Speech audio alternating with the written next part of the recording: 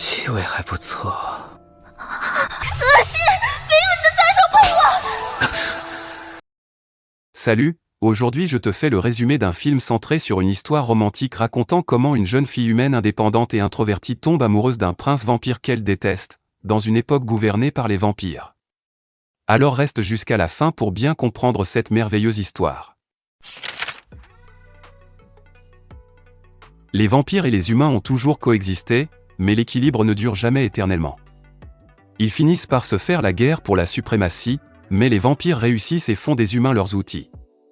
Pendant cette guerre, on voit une jeune fille sans défense regarder la scène du meurtre des deux personnes qu'elle chérit le plus au monde. La fille ne pouvait que regarder les vampires impitoyables dévorer sa mère et son père. Elle n'est même pas autorisée à crier car cela alerterait les meurtriers, et les efforts de ses parents pour la cacher, elle et son frère, s'effondreraient. La jeune fille impuissante est maintenant lycéenne et continue d'avoir des cauchemars de cette nuit affreuse et terrifiante, même des années plus tard. Après être sortie de son cauchemar, l'un des élèves de sa classe lui demande d'aller chercher des draps dans la salle de musique. Alors qu'elle se demande pourquoi elle doit être celle qui doit le faire, elle voit un vampire se nourrir du sang de certaines filles de l'école et s'enfuit. Ce beau vampire est connu sous le nom de Prince Ro et est très populaire auprès des filles de l'école. Le prince suit la jeune fille et la plaque au sol, surpris par le fait qu'elle ne ressente pas le moindre désir pour lui et qu'elle soit même horrifiée par lui. Il se force sur elle, mais la jeune fille ne l'accepte pas car la personne qui a tué ses parents était aussi un vampire. Elle lui dit de reculer et lui griffe la joue pour qu'elle saigne. En conséquence, Ro l'emmène devant toute l'école et dit à tout le monde qu'elle est son ennemie. La jeune fille se résigne à sa propre misère car elle est une humaine impuissante et contre l'autorité des vampires, les humains ne peuvent rien faire. L'annonce de Ro incite toute l'école à la harceler. Elle essaie de fuir son destin, mais finit par trébucher dans un escalier, tout comme sa vie a été en chute libre depuis cette nuit horrible. Alors qu'elle s'évanouit, elle s'excuse auprès de son frère Xiaolin pour ne pas avoir pu faire quoi que ce soit. Ro se sent mal pour la jeune fille, mais son expérience passée avec un humain l'empêche d'intervenir et de mettre fin à cette folie une fois pour toutes. Ro avait autrefois une servante de sang nommée Flay. Elle lui avait promis de rester avec lui pour toujours, mais elle a tout simplement disparu du jour au lendemain. Depuis qu'elle a rompu sa promesse, Ro pense que tous les humains sont mauvais et pas dignes de confiance, et qu'ils méritent tout ce qui leur arrive. Plus tard cette nuit-là, Ro découvre que la jeune fille est tombée dans les escaliers et a été emmenée par des délinquants pour être violée. Il essaie d'ignorer tout cela, mais une fois qu'il découvre que tout cela était planifié par Mayaz, il intervient et effraie les garçons tout en disant à Mayaz de disparaître de sa vue. Après avoir sauvé la pauvre fille impuissante, Ro l'emmène chez lui et dit à ses serviteurs de la remettre en ordre et de la mettre au lit pour se reposer. Alors qu'il sort de la chambre, le président du campus lui dit de ne pas être si flamboyant et le taquine sur le fait qu'il est celui qui l'a mise dans cette situation, tout en jouant également le rôle de son sauveur, deux comportements complètement contradictoires. Ro se met en colère contre lui quand il mentionne Flay et quitte le couloir pour aller jeter un coup d'œil à sa nouvelle petite amie. Cependant, il est surpris de constater que personne ne se trouve sur le lit et que la fille, nommée Do Xiaoshine, a réussi à s'échapper par la fenêtre. Xiaoshine tente de s'enfuir du manoir à toute vitesse, mais elle n'arrive pas à s'échapper car des corbeaux sauvages continuent de la suivre et de l'importuner. Ro voit les corbeaux et vient la sauver au milieu du chaos. Ils tombent tous les deux d'une falaise, mais Ro la protège pour qu'elle ne se blesse pas. Il commence à saigner abondamment et lui demande de partir car il ne pourra pas résister à l'envie de boire son sang, mais elle refuse de partir car elle ne veut pas devoir une faveur à un vampire. Elle lui dit ouvertement de boire son sang, mais il l'étreint par derrière et ne le fait pas car il pense que c'est bien plus amusant de lui faire une faveur. Elle se sent confuse et lui demande de la ramener chez elle car elle ne se sent pas bien dans les bois. Le duel marche main dans la main jusqu'à ce qu'un commentaire de Ro l'énerve et elle s'enfuit.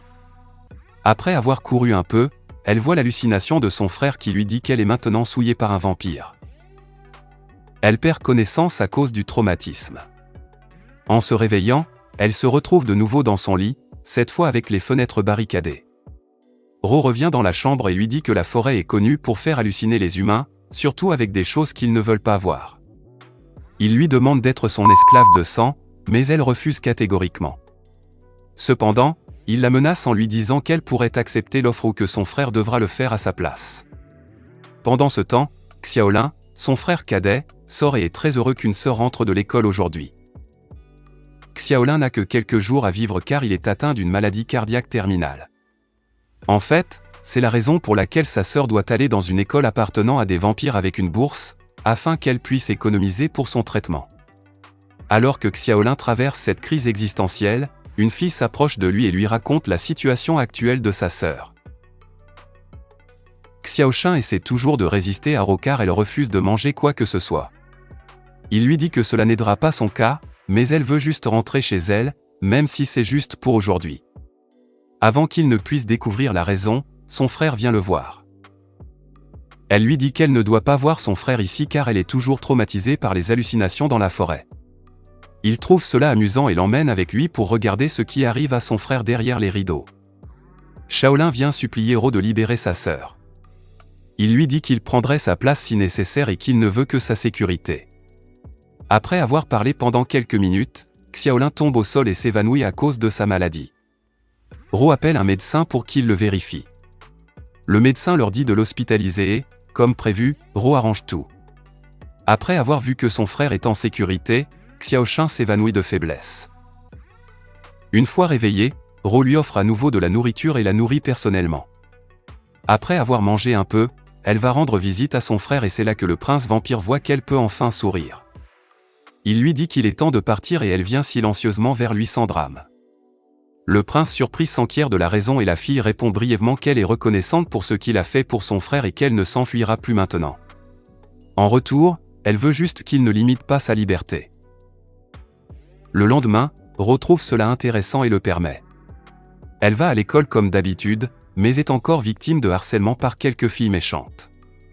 Un membre du comité disciplinaire vient la sauver et lui dit qu'elle devrait rester avec lui si elle veut être protégée des intimidateurs. Il essaie de se rapprocher d'elle et lui donne son nom, Sané. Ro voit tout cela et descend du deuxième étage pour prendre la main de Xiaoshan et l'emmener loin de Sané. Il la met au lit et la punit de manière plutôt non punitive en affirmant son autorité en tant que maître. Il lui dit de se déshabiller, mais après avoir vu qu'elle a beaucoup de mal à le faire, il lui dit que ce n'est pas nécessaire cette fois, car c'est sa première infraction. Cependant, s'il la revoit avec un autre homme, il ne le tolérera pas. Le lendemain, Sané essaie de s'approcher d'elle à nouveau, mais elle refuse de lui parler. De retour chez elle, Ro l'emmène danser sous la lune pour s'entraîner pour un bal de vampires qui arrive bientôt.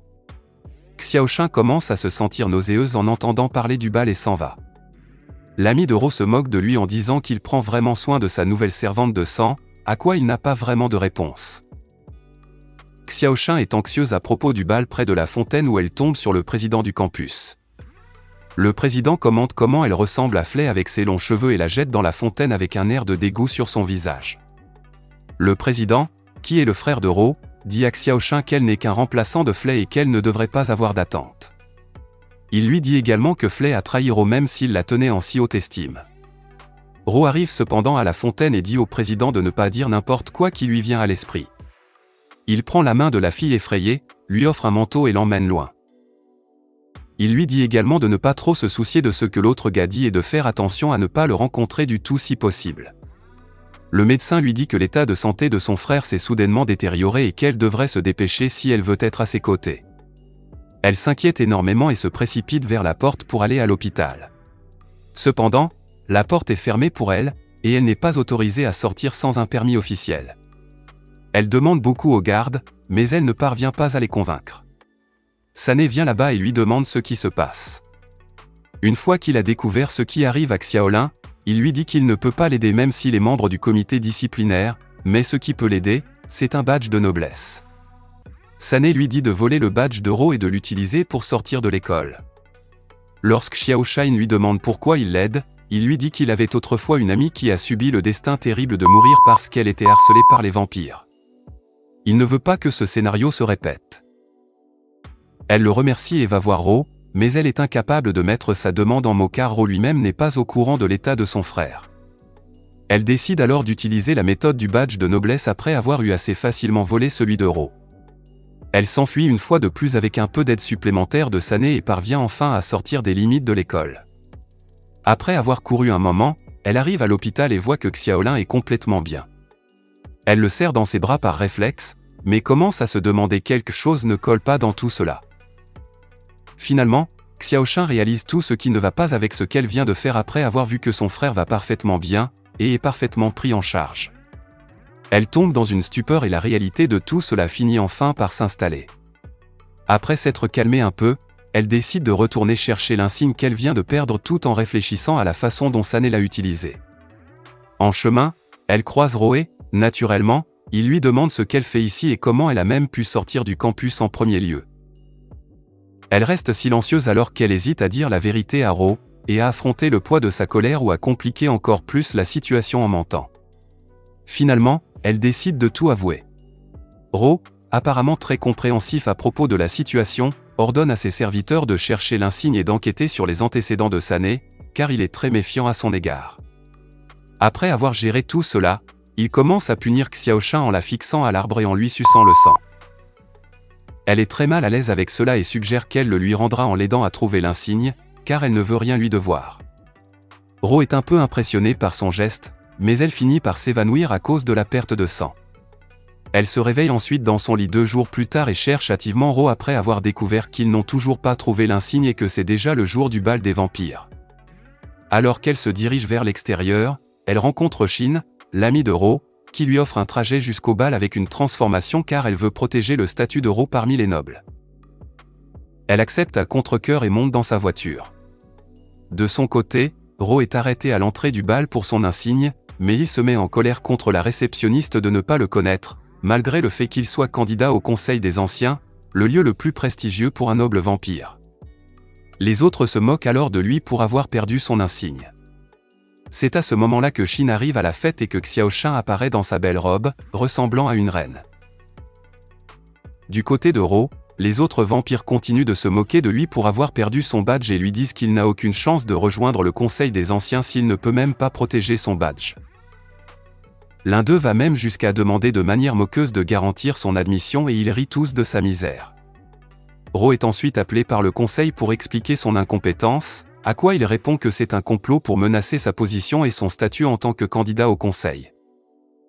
De l'autre côté, Xiaoshan repère Sané à la fête et va le confronter. Il essaie de jouer les idiots en prétendant ne pas la connaître et en complimentant son apparence, mais elle ne lui laisse pas d'espace pour respirer avec sa persistance.